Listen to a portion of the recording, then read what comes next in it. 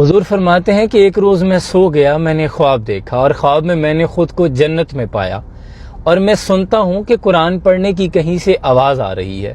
میں نے دریافت کیا، فرشتوں سے پوچھا کہ یہ آواز کس کی ہے، تو مجھے بتایا گیا کہ یہ حارثہ بن نعمان کی آواز ہے جو جنت میں قرآن پڑھ رہے ہیں۔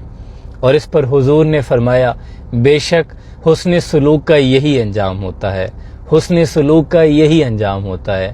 یہ صحابی سب سے زیادہ اپنی ماں کے ساتھ حسن سلوک کرنے والے تھے۔ سبحان اللہ، ماں کے ساتھ حسن سلوک کرنے کا صلہ یہ ملا کہ حضور جنت میں سن رہے ہیں کہ حارثہ بن نعمان کے قرآن پڑھنے کی آواز آ رہی ہے۔ میرے عزیز، یہ بڑا انمول رشتہ ہے، والدین کی قدر کیجیے۔ یہ ایسا قرض ہے جو میں ادا کر نہیں سکتا۔ میں جب تک گھر نہ لوٹوں میری ماں سجدے میں رہتی ہے۔